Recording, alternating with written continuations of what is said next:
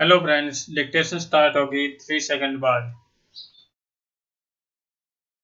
सतत मूल्यांकन से निस्संदेह प्रतिस्पर्धा और प्रगति को प्रोत्साहन मिलता है। स्टॉक यह प्रतिस्पर्धा का दौर है। स्टॉक इसमें हर निजी कंपनी और संस्थान दूसरे से आगे निकलने, खुद को बेहतर बनाने की होड़ में देखे जाते हैं। स्टॉक ऐसे में शिक्षण संस्थान क्यों पीछे रहे? स्टॉक इसी के मद्देनजर संस्थानों के सतत मूल्यांकन की भी पहल हुई। स्टॉक विश्वविद्यालय अनुदान आयोग की देखरेख में राष्ट्रीय मूल्यांकन एवं प्रत्यायन परिषद यानी नेक का गठन किया गया। स्टॉक यह परिषद राष्ट्रीय स्तर पर उच्च शिक्षण संस्थानों के विविध पक्षों का मूल्यांकन करती है। स्टॉक उसके नतीजे भी पिछले कुछ सालों में देखने को मिल रहे हैं। स्टॉक बहुत सारे कॉलेजों और विश्वविद्यालयों ने अपनी रैंकिंग बेहतर बनाने के लिए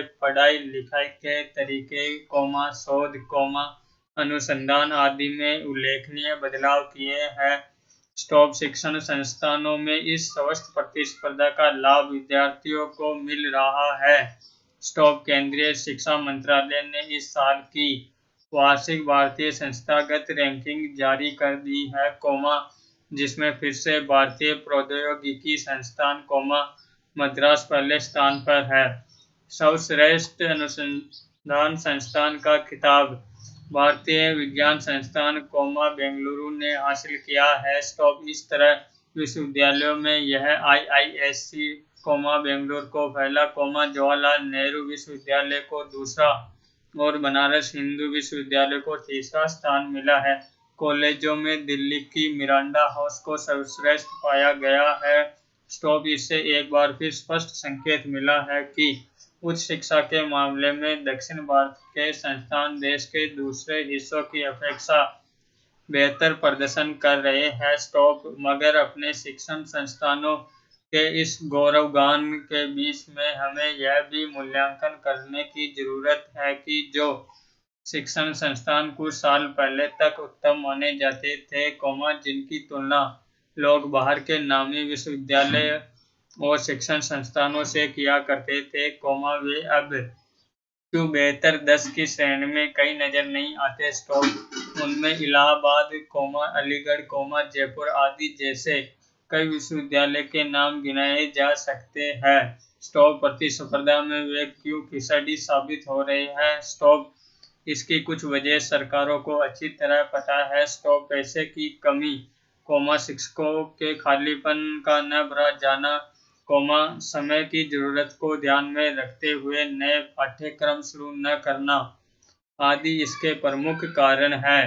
कुछ दिनों पहले केंद्रीय शिक्षा मंत्रालय ने आंकड़ा जारी करके बताया था कि देश के विश्वविद्यालयों में 40% से अधिक सीटें खाली है। स्टॉप उनमें से कई विश्वविद्यालयों में 60% से अधिक पद सालों से खाली पड़े हैं। स्टॉप ऐसे में उन विश्वविद्यालयों से बेहतर प्रदर्शन की भला कैसे उम्मीद की जा सकती है?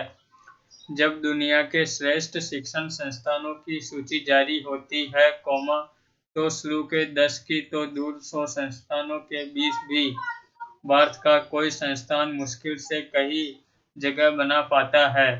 उच्च शिक्षण संस्थानों से अपेक्षा की जाती है कि वहां से नवोन्मेषी विचार और शोध अनुसंधान निकलेंगे, मगर संसाधनों के अभाव में यह मकसद धुंधला ही बना रहता है। स्टॉप अपने संसाधन जुटाने के लिए विश्वविद्यालय को स्व-वित्तपोषी डिप्लोमा पाठ्यक्रम चलाने पड़ते हैं। स्टॉप प्रयोगशालाओं का खर्च जुटाना उन्हें भारी पड़ता है। स्टॉप जिस पर अध्यापकों की कमी, स्टॉप तदर्थ शिक्षकों के सहारे पाठ्यक्रम पूरा कराना पड़ता है। स्टॉप ऐसे में अंतर्राष्ट्रीय मानकों के अनुसार नए पाठ्यक्रम शुरू करना तो जैसे सपने की बात हो। स्टॉप अगर सचमुच भारत उच्च शिक्षण संस्थानों में पढ़ाई लिखाई का माहौल बेहतर बनाना है, उन्हें दुनिया में बेहतरीन संस्थानों की प्रतिस्पर्धा में खड़ा करना है,